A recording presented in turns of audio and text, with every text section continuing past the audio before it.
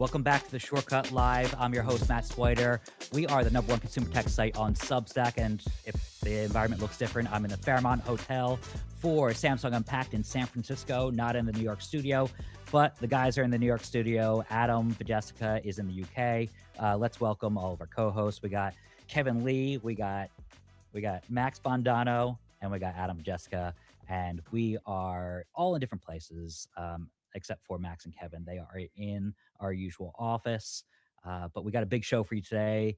We are talking about consumer tech, and what's percolating is where I'm at right now in San Francisco. It's the Samsung Galaxy S26 launch, or really Samsung Unpacked, but we know it's going to be announced. So we're going to go through those updates, but also talk about some breaking news that happened late Friday. We were off yesterday due to the snowstorm in New York City. I managed to escape, which I'm very lucky to do so.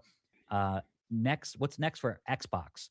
There's been a lot of executive shifts in the last, I don't know, 72 plus hours, and they may be going all in on AI, or at least that's the speculation, due to a new CEO appointment for the Xbox sub brand of Microsoft. Nothing phone for A. The design has leaked, so we'll go for that.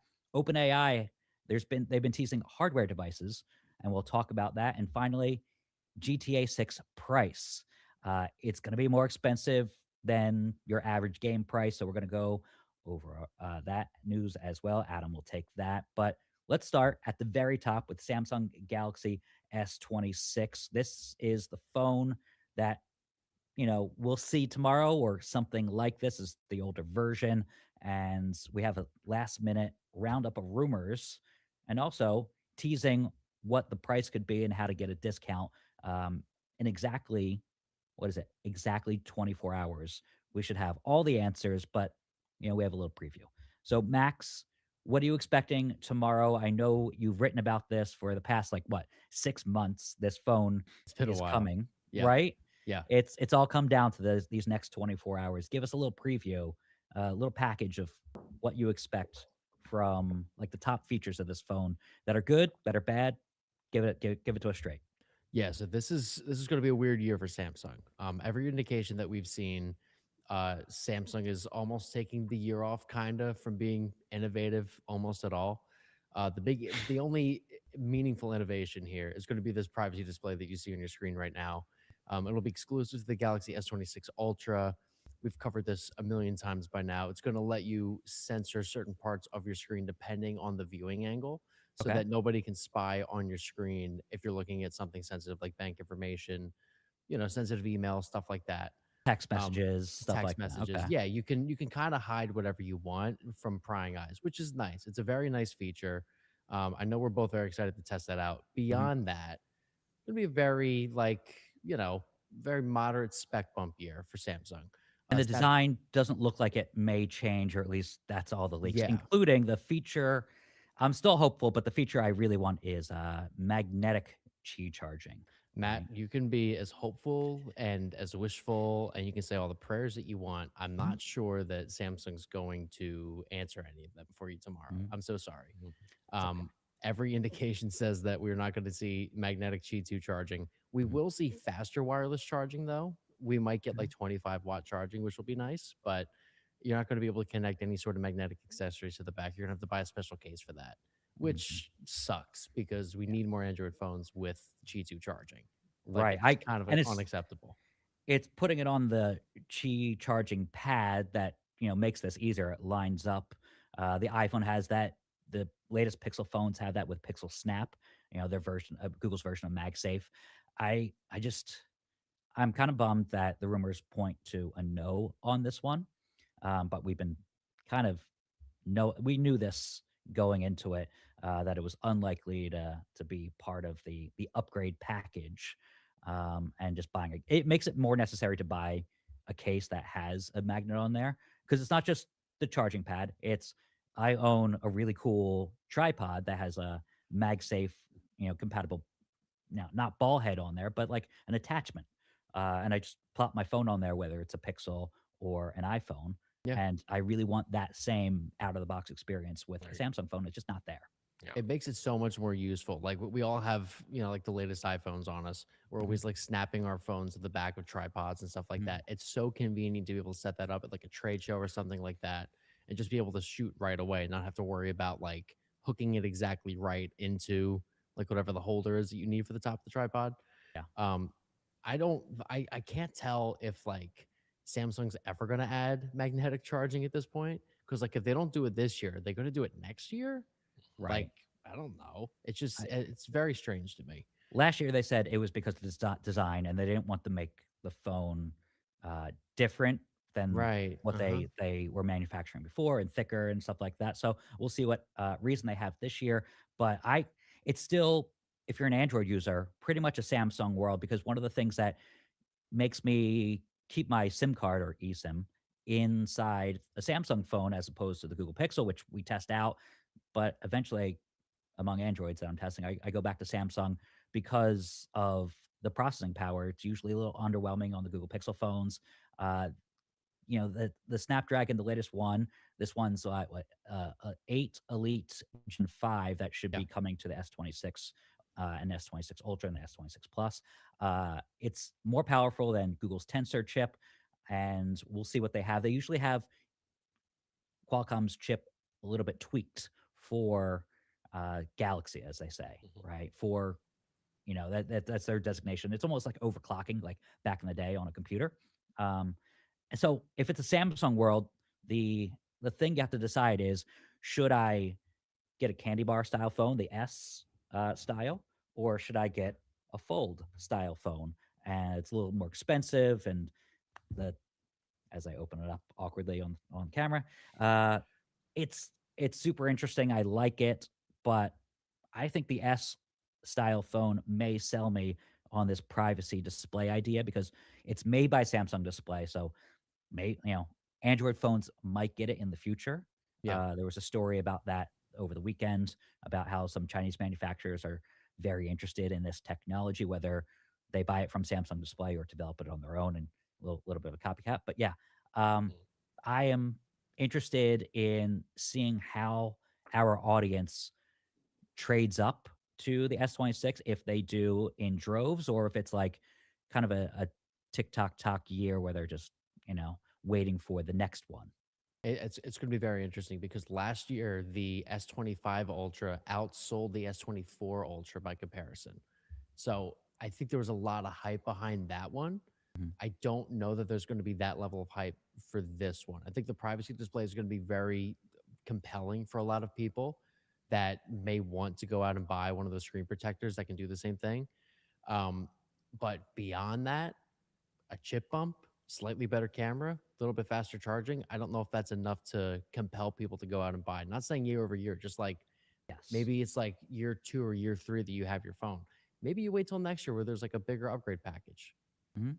Yeah, the anybody who has an S23, it's an easier upgrade. S24, it's like on the fence, Extremely maybe. difficult. Yeah, Right. And then S25, it's is there enough there for you? If you're an early adopter who upgrades every year, sure. If you get a good trade in, boosted trade in, okay. But outside of that, I'm skeptical on where, based on the leaks, things head. And yeah, that's our audience. It's a mix of all those people who have, S23, S24, S25. So we'll see what they have. exactly. It's funny. It's funny because it feels like for the first time in a while that as hardware is kind of plateauing with phones, a bit like it has with consoles and gaming, there's a much greater focus now on software. Like I'm just Mhm. trying to recently, like the adverts I've seen, one that sticks out in my mind is one for the Google Pixel. I don't know if you guys have it in the US, but it's basically an advert where everyone's like has a vanilla ice cream. And then it switches to someone who has the Google Pixel. You barely see the phone, but it's just basically shows off some of the AI Mhm. features, and it's adverts like that at the moment that that really capture your attention more than like, oh, it's got a bigger battery, it's got a better camera, and all the rest of it. And I think with like the privacy display, that's really kind of feels like where it's going now with cameras. Samsung are very good at marketing their tools as well without it coming across as cringy or unnecessary. So I think we'll see a lot of like good advertising about the future. I mean, see, we've got some specs here, but for me now, a lot of people just shut off, and most people when it comes to megapixels, like how many more megapixels can we put in there? But if you can Yeah. do that, for example, we saw with the cupcake photo, show that on a TV, that just instantly makes people go, "Oh, that's cool." And then they'll say someone, "Have you seen that Samsung phone? You can take a bite of a cupcake and then literally change it back." So I think that's their strength this year. Yeah, that does remind me of something I was just reading earlier. One of our colleagues, Allison Johnson at The Verge, did a piece on sort of like her expectations for tomorrow's event, and I think her headline was something like Samsung is on AI slapwatch, Mhm. Mm, which I think is extremely accurate for this year. Like we've heard so many rumors that Samsung's going to lean so heavily into AI, and all of their teasers, like the cupcake thing you just mentioned, Adam, it seems like they're going to try to leverage AI to sell these phones, and they're just like throwing everything against the wall to see what sticks. Like if you want to mm, resurrect your cupcake from the dead, you can do that. Like, do you want better nighttime photos? Sure, we're going to inject a ton of AI into that post processing algorithm. Like they're going to try everything here. Perplexity's coming involved. Like there's a lot of mm. AI stuff here. I don't know how messy it's going to get, but they just want to throw everything out there and see what happens. Hmm. I think it's the right time to do it, isn't it? Because with Apple and Apple Intelligence, the way that's kind of gone on, this is Samsung's chance to really show they're the leaders in AI. They can show what it does. And then when Apple eventually catches up, which they inevitably will, Samsung will still be able to be like, look, we're first. We've got this now. You're following our lead.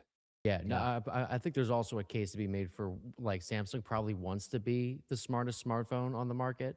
Like Google has been arguably, at least in my opinion, like they have the smartest phones you can buy. Like the Pixel Mm. is so good at like using AI for actually useful things and not really like AI slop. Sure, there's like And some what photo are those editing useful features. things? Well, there's like Circle to Search, which launched on Samsung phones Mhm. previously, but were like, eventually came to Pixel phones.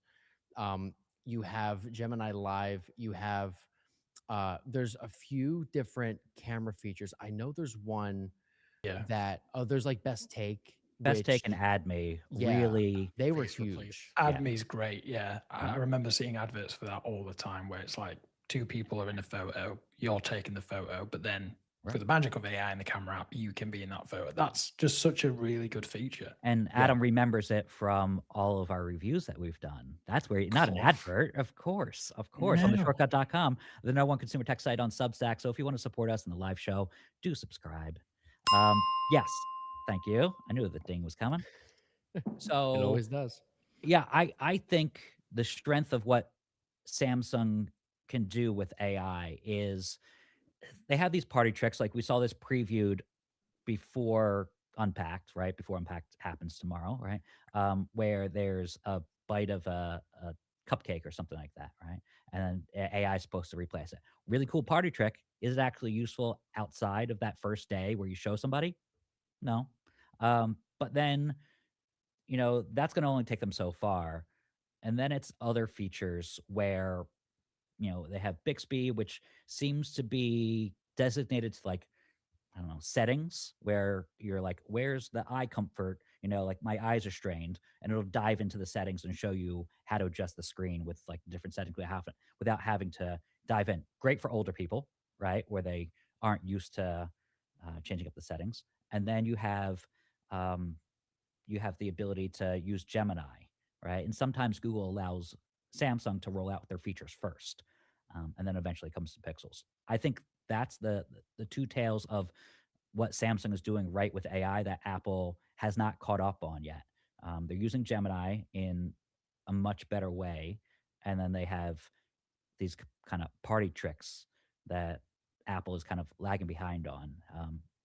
My iPhone could do erase me or erase like background characters. It just doesn't work as well as it does on a Samsung. So maybe that's the processing power. Maybe that's just the fact that they're harnessing a different ISP than what Apple has. But it's been interesting to see how they are using AI in a better way than Apple, this juggernaut, is able to do. Absolutely. No, I think with a lot of Apple's on device processing, like the remove person feature thing in the Yeah. Photos app, that's based on like their own models, which Hmm. are not as good as Gemini. Right. Samsung's been using Gemini for a while now. And they have access to all of Google's cloud processing power and things like that. So you just get a better overall AI experience than you can on an iPhone right now. Obviously, that could change this September with Siri and Gemini finally commingling. But at least for now, if you want good editing features through AI, you're going to find them on Samsung and like other Android phones. Mhm. I think the big question to wrap this up is how much will it cost? Every tech company is going through this RAM crunch. Kevin, what did you call it? Rampocalypse? Ramageddon. Ramageddon, or even better name. Yeah. That is affecting every major phone release right now. We will see what if there are price increases, but that's something in 24 hours, less than 24 hours now, you will know because it'll be in your inbox if you subscribe to theshortcut.com. So definitely do that. I'm here in San Francisco for a reason. There's tons of stuff that Samsung's going to unveil. We're going to have a lot of good coverage. I'll be at Unpacked. Special programming note: we will be, was it 4 p.m. Eastern? Yep. That will be live, and that's like 1 p.m. there. Pacific time. Pacific. So Mhm. I will be collecting my phone if I'm lucky enough to get one. I will steal it if I'm not. Right. So don't hold that Okay. against me, Samsung. So I will.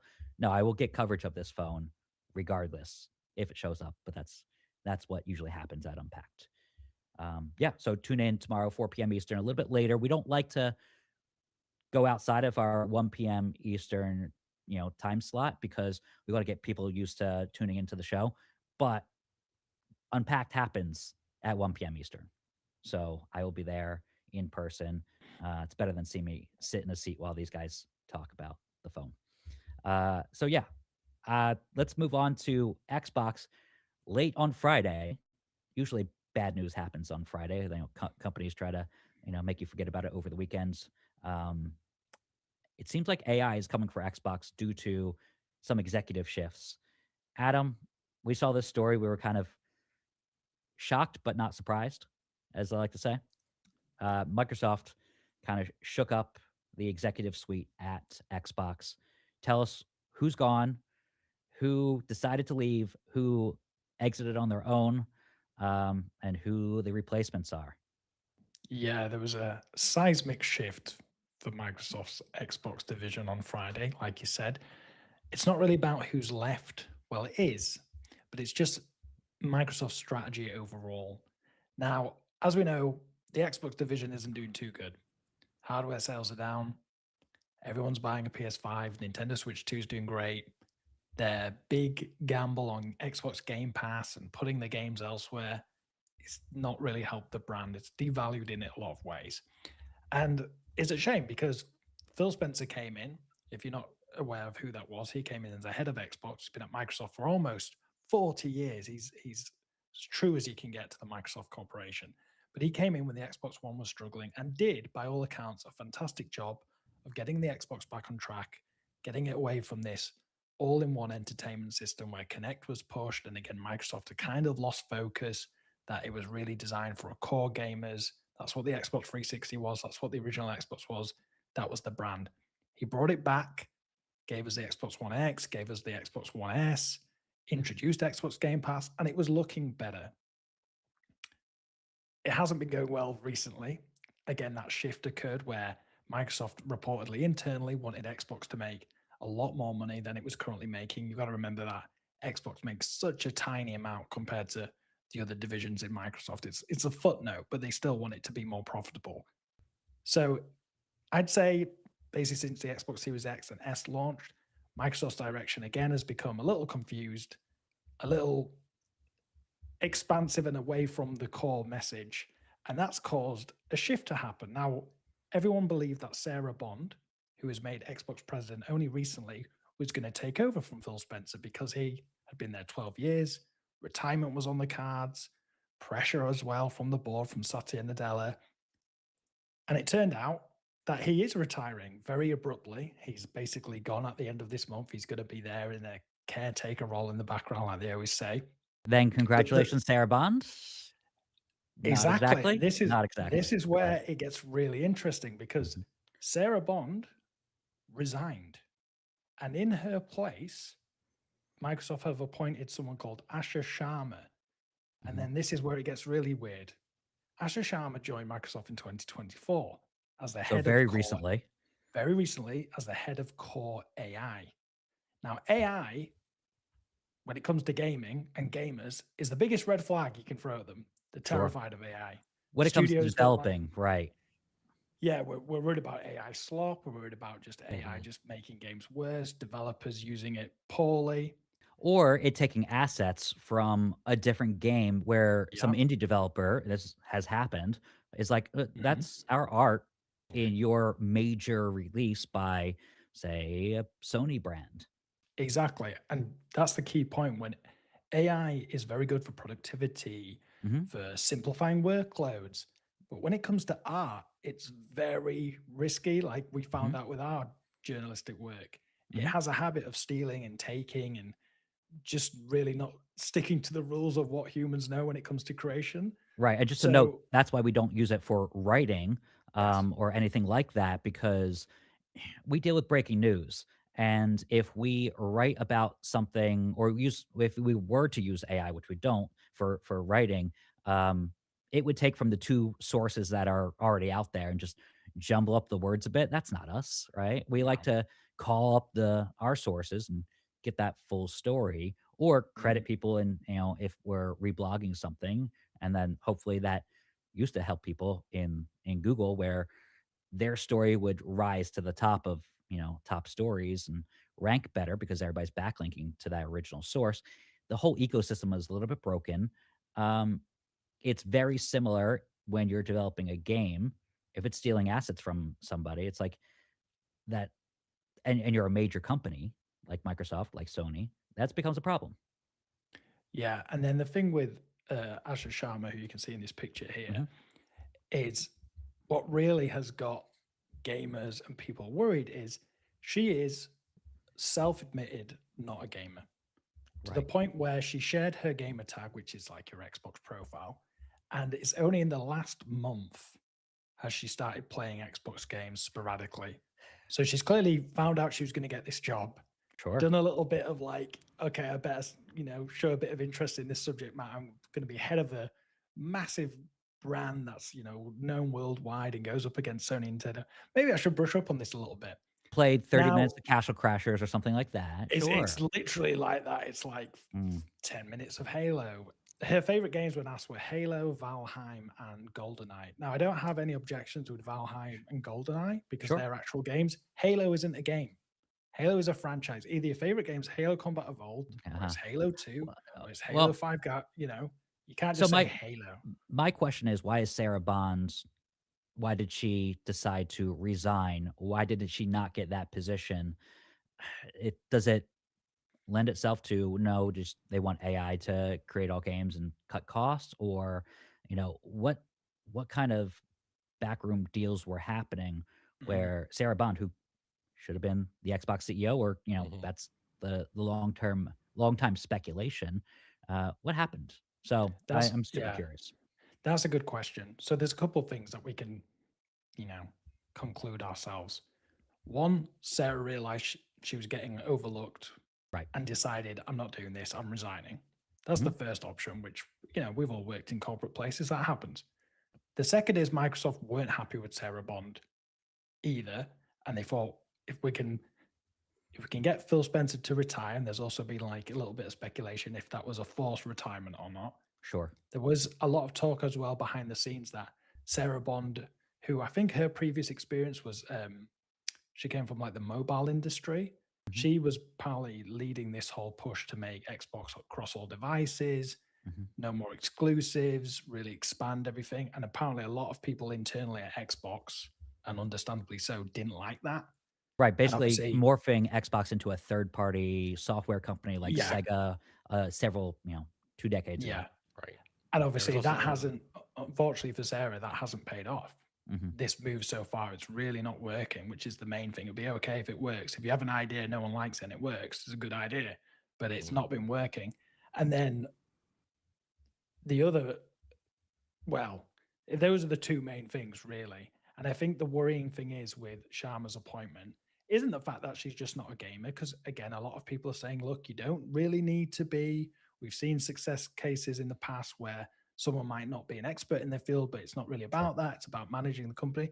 I don't really subscribe to that fully. I think you do need to have experience of the industry, of the consumer base. It's one thing being, playing a couple of games and giving a spreadsheet full of data points saying this is who you must reach, to actually knowing what you're on about and being a gamer and understanding what Xbox is about, to the point where her AI background, she was replying to people on X when it got announced. She's Okay. even been accused of being an AI bot herself because her responses are so Right. just weirdly written and not very specific. And again, if you're into AI, and she's massively into AI, this is her whole thing. It wasn't just a position. There's interviews about her talking about the benefits and what they can do and stuff. You're going to lean on AI, and she has been apparently. Mhm. So there's just this real turbulent. It's Xbox. There's another day at Xbox. It's just the future of the brand. And I think the most damning statement is the co-founder of the original Xbox, which is Seamus Blackley, helped launch the original Xbox. He proposed the idea to Bill Gates to launch a console to take on Sony. He believes that Sharma is basically the palliative care doctor who slides Xbox gently into the night. Mm. So in his opinion, in a couple of years' time, they're going to just shift further and further away and it will be no more. And I kind of think that's the case. Yeah, two things about that. We've seen this with companies that are in the consumer sector. Micron comes to mind. It's a company that produced consumer RAM at one time. They exited recently, late last year, and they were making way more money through enterprise, right? So we're seeing companies go, oh, AI data centers, that's the hot ticket right now. Consumer, even if it makes money, which it made money for Micron, RAM prices were going up and they produce RAM, great, but they could make way more money in B2B, right? And that's something that we've seen. So it doesn't surprise me that Microsoft is willing to sunset a consumer brand like Xbox, as much as it's one of the big three, or was, right? They're like, no, let's put everything into Copilot and Yep. their backing of ChatGPT or OpenAI and stuff like that.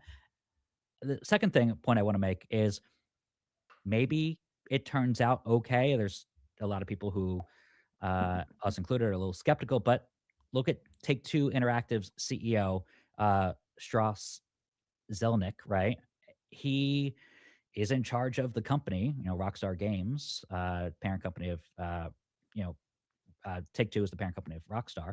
They're making Grand Theft Auto 6, little game coming out soon-ish. He said he's not going to play GTA 6 when it comes out. This game is the hottest game in what, I don't know, 12, 13 years. Very anticipated, and we're going to talk about the price of it very soon. He says, nah, not going to play the biggest blockbuster to launch in over a decade because he's not a gamer. But he's able to run a company that is launching the biggest game. So sometimes you need someone who has 35,000 foot view of the business and is able to keep the trains on time. Doesn't necessarily get distracted by, hey, I need to get so involved and so deep with video gaming that I need to control every aspect of it and be, in the trenches. So I'm kind of curious of where this new CEO appointment leads to, So, but 100%. it's scary for Xbox. so I do And have some thoughts. Like her previous experience for AI, which Sure. was only 2 years ago, although she might have done some at Instacart. She was VP of product at Facebook Messenger and Instagram Direct, and then she was also CEO at Instacart. These are two platforms that got really, really big, like a lot of users. She has a lot more experience building platforms and enlarging, customer bases, and that's where I think I'm interested to see what she does here for Xbox, because there are 40 million subscribers for Game Pass, and hopefully there'll be 100 yeah, million. Well, I think, like Matt said, I think that there have been examples of people coming in who aren't like pro gamers and live and bleed the stuff. Like Peter Moore was a very famous one for Xbox. He did a fantastic job. He's really good at, but he one of the best. understood. Yeah, but he understood the passion, the rivalry, the console warring, the announcements. He really got involved in the culture basically. And I think my worry is, and go back to Matt's point, if someone, for example, came in and they were like, I want you to write about games, and they trusted in me to do that and they supported me in doing that, fantastic. The problem is a lot of these people come in with that intention initially, but they don't really understand. And then they start interfering or they start suggesting and that's when that clash can happen, because then suddenly you've got someone going, I want you to write about games, but don't write about this, which is popular. Or they come in, for example, and they'll say, oh, you've spelt Master Chief wrong. It's actually Master Chef. And I wish I would, that's an example. I'm not going to name where that's from, but that actually happened. And it's, that's not the fault of them. That's just someone thinking they're doing the right thing, stepping in with their expertise, when really they're just making more problems than that. And there's some really interesting comments here. There's one from Sip Rock, which I think sums the situation and why this kind of shift in leadership is very interesting, where it says, you have to define Xbox to kill it. I'm not even sure what Xbox is anymore. That's why Microsoft's in this mess in the first place. They did it with the Xbox One and they had to come back and recover. That Phil Spencer managed to do that. And now they've done it again. So they've made the same mistake twice, where they've taken what people love, what people want, and gone, we know better than you actually. And this is happening a lot in the game industry. We know better than the audience. We're going to tell you what to like, what you'll play. And then the audience goes, I don't like that. I'm not going to play that. And then the big wigs go, what's gone wrong? And that's my worry with her. But I even messaged her on X. I wished her luck. I said she's got a big job ahead of her. She laid out 3 things. She said she's committed to great games, which Xbox always say and have a pretty spotty track record of over the last couple of years or decade. She wants to return to Xbox, but like Siprock said, what is that? That we've lost that. Xbox was Halo. Well, Halo's coming to PS5. Xbox was Fable. Well, Fable's coming to PS5. Xbox Forza Horizon. That's also multi-platform. So everything, Xbox is your TV. Xbox is your iPhone. Xbox is your wallet. It's all over the place. So, and then the third thing she said is the future, focus on the future of play. Again, I don't like that. I don't know what that is. That's one of those very vague, all-encompassing, let's expand the medium kind of thing. But it's like Xbox just need to knuckle down and put me in charge. This is my pitch to take over as the CEO of Game. No joke. right? Yeah. That's your pitch now. Best of luck to you. I don't know if it's a job I would even want, right? So It's a tough, pretty low, yeah. You tough can't one. really, yeah, it's a hard one, but it's consumers. The way it impacts consumers directly is, again, the future of Xbox is going to be, keep an eye on it. It's very been difficult for the last couple of years if you're an Xbox fan. There is a new console coming. I still can't believe there is, but there is a new hardware. They even talked about it. Sarah Bond even was promoting it. She's no Right. longer there. It's going to be interesting. Last thing I'll say to wrap this up is we'll see where Sarah Bond goes, and if there's, I don't know, something like a tell-all about what happened behind the scenes where she was not appointed the CEO position that seemed Maybe, like yeah. hers to lose, and she did lose it. So her resigning is very, very fascinating. In the last 72-ish hours, we were going to go live with that on Monday, but the snowstorm happened, and yeah, we had a good conversation about it right now. But let's go to Nothing unveils the Phone 4a design. They're not keeping it under wraps anymore. And the glyph bar that they're known for is going to live on the right side of the back of the device. Little change there. We did say it's a Apple and Samsung world with a little bit of sprinkle of Google with its Pixel devices, but Nothing wants to kind of take that 4th place where OnePlus, scratched the itch of a lot of people wanting something different, and they're doing that. Max, what can we expect from this? We got some teases, official teases, and when we're at Mobile World Congress in Barcelona, we should see this new device come out, try to rally the OnePlus slash Nothing contingent out there to buy a new phone that's hopefully affordable. Yeah, so this will be one of Nothing's latest budget entry phones. It'll probably hover around the $300-400 mark. They love to build something super funky, so of course they went with the transparent back like they're known for. The 4A comes with a new glyph bar. So typically they'll have a bunch of like LED lights all over the back of the phone that light up and can like show you which notifications you just got. They can sync the music that you play. They have a bunch of different features. With this phone, they've switched to just a bar shaped LED strip. So it's on the right hand side on the back of the phone. And you can see it. It's represented by 6 different gray dots with a red dot right underneath of them. I guess this was just gonna like light up the same way as previous glyph interfaces have. It'll probably sync the music. It'll probably show notifications. Maybe it'll show you like how high your volume is, something like that. Beyond that, this looks like a very standard nothing phone at this point. They didn't do anything super funky with the camera system, which is a bit of a relief because I don't know if you guys have seen the phone 3 or not, but this thing, yeah, it's 3 cameras and they're like in awkward positions. This is a screen up here. So they're definitely, toning things down a little bit. This is obviously their funkiest phone to date. This one will look a little bit more normal. It'll also have some more premium, I guess, accents to it. It'll have aluminum buttons for the first time on a Nothing Phone A. Um, Beyond that, I'm hearing that it'll have like about a 6.8-inch screen, somewhere around there. It'll have a Snapdragon processor, probably a pretty big battery, somewhere between 4 to 5,000 milliamp hours.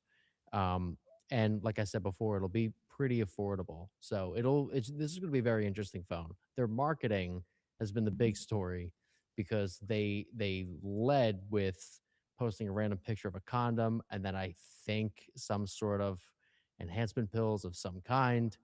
um, they have also teased the manufacturing process of this phone, and it looks like they might have a collaboration with Paris Hilton for this phone. Oh my They god, that they is they hard. they posted some weird teaser with like it's spray painted. I miss Paris Hilton. Um, Paris Hilton has not gone anywhere. That I can confirm because she regularly pops up at Motorola events. Sure. Um, I've seen her numerous times at like other tech parties. I don't understand what this is. What's I the don't tie-in? That's the only I don't interesting know. thing that we don't know about is the mystery behind their marketing campaign and what it has to do with their phone, which, changes the design a little, but Yeah, nothing that ties it to the like a marketing that they've put out feature there. or Right. like a color or something like that. Like I thought like maybe they were gonna ship this phone in pink. I Sure. haven't seen that yet. I like the only picture that we have of this phone is the official one from Nothing's X account. Um yes, I like this Paris Hilton thing threw me off. I saw that when I was like compiling my stuff for today's show. I was like, this is they're just pulling a Motorola. Is that a good idea here to like get Paris Hilton involved? What do we No, it's just they miss Paris Hilton, I guess. So I don't know. Maybe there's a Paris Hilton fan somewhere in their staff or something in their office in London. And she double dip like that? She was DJing at the Motorola party. Very fun, but I'm just I'm kind of curious. guessing that she just signed some sort of like a non-exclusive clause or Sure. something like that in her Timed contract. usually. So, Yeah, I'm sure it has been I guess a couple of years since Paris Hilton has popped up at a Motorola party. but like, But yeah, probably a year and a half, 2 years, something like that. yeah, something like that. But she's still like generally considered like the face of Motorola Razr Sure. marketing, Yeah, just from she's like appeared back in the twice. day. So, Yeah. yeah. So it's She used to push a lot of Nintendo products as well. I think she did like the DS. Like there was like a You're right. pink one. She that's gets so around funny. with the sponsorships for sure. She loves a good tech sponsorship, I think. So I'm curious what she's up to with the Nothing Phone for it. What a phone to do it with too. Just like a budget phone from a London-based tech company. Mhm. Like a little rent. Like I get like they're leaning more into like fashion and like sort of that subculture. Um, but I don't know, man. Paris Hilton for the Nothing Phone 4A, kind of Mm. random. Right. Max, why do you think She'll they've kind of be moved completely away from releasing more of a high-end phone now? Because obviously they seem pretty like they want to stick with the series more. There are a number of reasons behind this. They so it's I think it's all because of Carl Pei. Carl Pei made a Mm. lot of money when he started shipping budget OnePlus phones Mm. because he realized like if he could just make enough money doing flagships and he could take that money, make a bunch of cheap phones that kind of suck, but then like ship them in like India, China, like more competitive markets besides the US, you can make so much money doing that.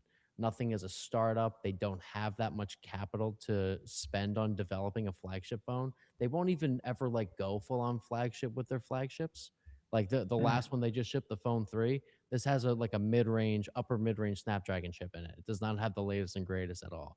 Like it has decent specs, but like nothing that you'll find in like a Galaxy S25 or like an iPhone or something like that.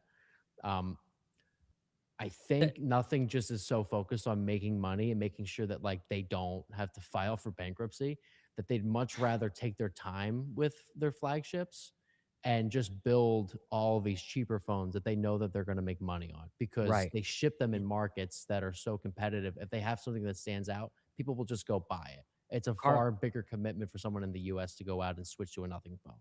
Carl's probably Yeah. looking at the company he co-founded, OnePlus, and going, "I don't want that to happen to me," Right. right? Because Exactly. he left, and OnePlus is maybe on life support. Wow.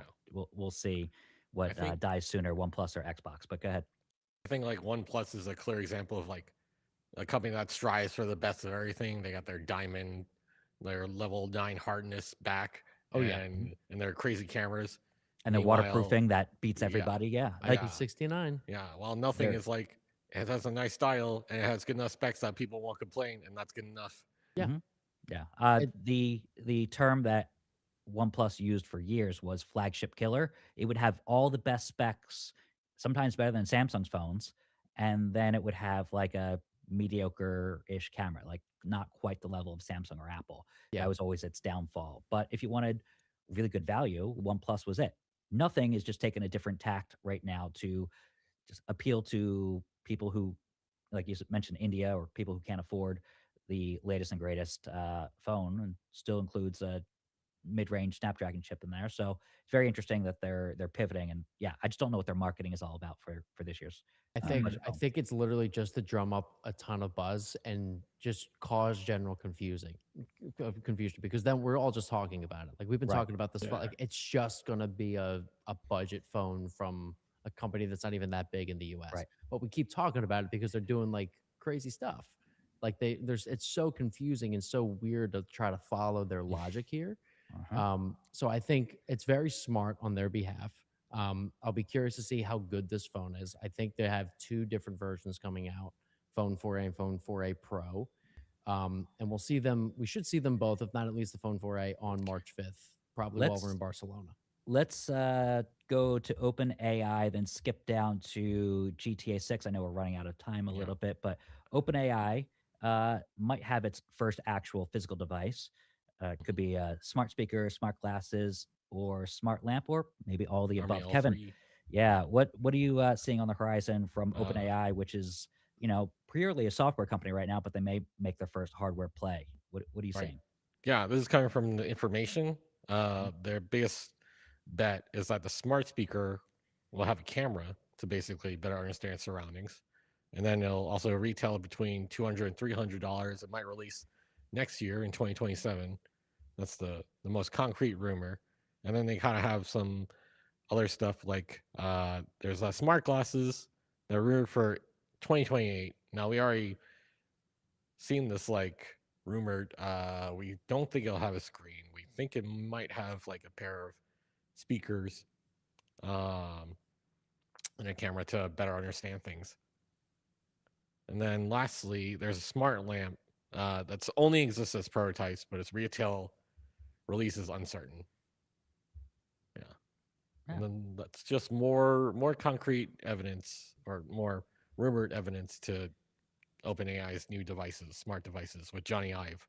Right. That's the big thing, is like they have the former Apple developer or designer, making this stuff. So the fact that, we see a lot of other people trying to get into the wearables market. You got Snap with the spectacles, Mhm. um, Yep. that are this is the developer version that you're seeing on your screen, but they're coming out with a consumer version very, very soon this year. All right, so we'll see what other big players try to get into the face worn wearable market, including possibly OpenAI. As it's just a lot more competition out there for Apple, for Google, including Meta, right? But That's really the big one right now. I'm curious how crowded it gets because it's an opportunity where you could dethrone the big players with a little bit of hardware. So, going to be interesting. Let's go to GTA 6. GTA 6 price may actually cost $100. Adam, tell me it's not so, but I think that's actually the conservative price thoughts out there amongst the rumors. Yeah, you got to put it into context. If Nintendo think they can get away with charging $80 for the new Mario Kart, which they did, do you think the executives at Rockstar and all the shareholders think they can get away with charging $100 for what is arguably the most anticipated game of all time? I'm going to go with yes, exactly. We even saw it with the Pokemon re-releases recently. They could have put it on Virtual Console Nintendo, but they know people would pay the $19, $20, and I think it's already top of the eShop chart. So we all suckers. But yeah, it's long been rumored that GTA 6 price is going to be $100. Now, a listing for the game has gone live on I think it's an international website, but I know in the UK it's called Loaded. It was previously CD Keys, a place where you can get digital download codes for good prices. It went up for an Xbox Series X placeholder of $99.99, so $100 for the standard version. Now, placeholders go up all the time, and it is interesting because a PC listing was also showed for £60.99, which I think is about $70 for you guys. Obviously, a PC version of GTA 6 hasn't been announced. It's probably going to come, but it won't be for a year later. So that kind of gives an indication that they're just hedging their bets. Plus, PC codes are usually about $10, $20 cheaper, at least in the UK. I don't know why that is, but it's great. So these prices could be placeholders, but they do align with the speculation, with the rumors that it's going to cost $100. We can all see it. And the sad thing is, a lot of us will pay it. If it is as good as the trailers make it look, if it can continue the success of GTA 5, GTA 4, GTA 3, it's going to break all sorts of records. Would I pay $100 for GTA 6? I don't know. But the fact that I'm even not going outright saying no, I've changed my mind a bit recently, just says it all. Right. And also, this game's going to come out to like the next box or the PS6, and you'll be paying again either $20 or whatever for an upgrade pack. 100%. If they even offer that, right? Thing. The collector's edition is what we're tracking. A lot of people want to buy that through our affiliate link. So GTA 6 might start at $100 is the proper phrasing for that. Yeah. So yeah, it's going to be a lot more money, and that they always sell out of that collector's edition. That happened with GTA 5, 12 years ago or something like that. So I don't even play Grand Theft Auto. I would pay $100 for this game just because I've heard nothing but like so much hype about it. I'm like, okay, I probably need to test it out. $100 for GTA 6, I feel like is fine. Well, I think so many people are going to spend money on this. I had one of those out of my tech gaming bubble moments where I was at like a family event, and my cousin, who, as far as I know, hasn't played a game since like the Wii, and she was only like 11 or 10 back then. She just randomly said to me, and I never talked to her about work or anything or any of that. She randomly just said to me, GTA 6 has been delayed again, hasn't it? That's when you know, like, wow, for the mainstream, right? Like I did a double take. I was like, "Oh, you know about that?" She's like, "Yeah." Right. She makes the GTA 6 meme / joke, like, "Oh, Thanksgiving is gonna. Oh, well, you don't celebrate Thanksgiving, but Thanksgiving is gonna be ready before we get GTA 6 or something like that, right?" But it just shows you, like, it just breaks all barriers. It's going to be covered by all the mainstream news. It's going to, good and bad, it's going to take headlines. It's just going to be such a behemoth when it releases. There are going to be so many people when it actually launches that take off in November just to play this game on day one. Yeah. It's going to be a cataclysmic event. So, but yeah, we will track prices just like we track PS5 restocks, just like we track Nintendo Switch 2 pre-orders. That collector's edition that everybody wants, we will have that link out there first. That is what we do at The Shortcut. So do subscribe to The Shortcut, the #1 consumer tech site on Substack. There we go. Perfectly timed. Very speedy. Let's go to our last story. AMD ends Ryzen's Z1 Extreme driver support. Kevin, do you have a driver that number you're going to read out to us? No. Or Sorry, no, I don't because have That's what I the was hoping final. for. Sorry, I don't have the final driver number handy. I should have thought of that. great radio, Uh, yes, right? yes. So basically, all handhelds with Z1 Extreme drivers have stalled. There's no more drivers coming out apparently, and then reports from multiple hardware manufacturers and online publications say that is the deal. Uh, that's bad news because if you have a first generation handheld like the Asus ROG Ally or the Ally X or the Lenovo Legion Go or Legion Go S, you're pretty much shit out of luck for the rest of your life cycle, like however long you own it. Right. That sucks because there are a lot of new games. Sometimes they'll push the older hardware harder. And there's no more drivers to basically patch that. Yeah, this is terrible there's- news. Yeah. Yeah. There is This one is alternative. really bad news. There's maybe two alternatives actually. There's Bazite and there's SteamOS, which you can basically swap out the OS. You swap out Windows for those two, and they kind of use open source drivers that you can install, like drivers made by community.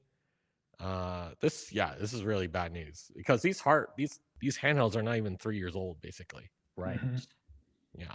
One has And- to wonder if other chip manufacturers are going to step in and try to develop gaming based handhelds, because AMD is not doing gamers a service here. And it's just like, are there going to be other manufacturers who step up with gaming? I know AMD is very popular among the Yeah. consoles, but you know, Intel or it's Qualcomm. right. NVIDIA. Intel and Qualcomm are two different companies that Mhm. could easily steal this market share and give Right. better customer support, and therefore manufacturers like that, customers like it, the gamers, right? So it's the handheld market is making so much money, and to end support this quickly kind of is a disservice to everybody involved. So Yeah. AMD needs to step it up. There is some good news. Well, not good news. Good news for if you have an Intel device. Their Lunar Lake handheld, the MSI Claw A8, or sorry, not A8, 8 plus A8 AI plus. Sorry, it has new updates, and in fact, it just got XeSS multi-frame generation just this past week. Like people are sideloading, and then all of a sudden, Intel was like, "Oh, you know what? Here you go. There's our brand new feature on older hardware." There's a reason why the meme is when anyone asks, like, what gaming handheld should I buy? I want this. Most people just end up saying, dude, just buy a Steam Deck. And Right. this is another perfect example of that. Yeah, the Steam Deck's pretty long in the tooth when it comes to power, but it still has a gorgeous OLED screen. It feels fantastic in the hands. It's got that driver support constantly from Valve. It's got the amazing software in SteamOS. Yeah, this is I would be furious if I'd bought one of these handhelds. I mean, I tested the Lenovo Legion Go S. I thought it was excellent. It wasn't the Ryzen Z1 Extreme model, but that's one I was looking to buy personally. And I didn't. And if I had bought it, I'd be angry. Be flipping mad, as Adam likes to say. I so- never say that. No, of course not. So, all right, we're going to wrap up the show there. We are an hour-long show every single day, usually around this time slot, but we are going to be live at 4 p.m. Eastern, 1 p.m. Pacific for Samsung's event. So, special programming note, during our time slot, Samsung just decided to have Unpacked. I feel like they're trying to copy us They didn't in get our the live memo. stream time, right? Yeah. So we will be live a little bit later tomorrow, not 23 hours from now, but whatever that calculation is. My brain is fried. 26 hours from now? Sure. Let's go with that. Yes. But we will be live with hopefully the S26 in hand, give you that first live preview of that phone. We'll have tons of coverage from Samsung Unpacked, show you all the devices that they announced and all the surprises. Hopefully there's something big at the end. Last year they had the Edge around this time. Previously they had like an XR headset. Super cool. The Ring. So they usually have something that encapsulates or like copies Apple's One More Thing. So we'll see what happens tomorrow, but we'll have it live on tomorrow's show a little bit later. But check it out, do subscribe, do like this, and always leave us comments. I forgot to say, the guys think they earn $1 every time there's a comment. And we got $12 today. Wow. I mean, Joe Bondano says, snow day money, thinking $30 per person. What? Whoa. Wow. Yes. Wow. We did risk our lives coming in here. You I did, brought a piece which of I'm luggage. very proud of. And I almost slipped and fell on the way in. No, Oh, that's actually God. true. Wasn't great. Oh, no. Yep. But really proud that you guys made it, and very happy not to be in New York City with you, though. It's I'm in beautiful San Francisco. Thank you to the background, the Fairmont Hotel, for putting us up. And yeah, we will be live tomorrow. See you in 26 26 hours. All right. Okay. Bye. Yeah.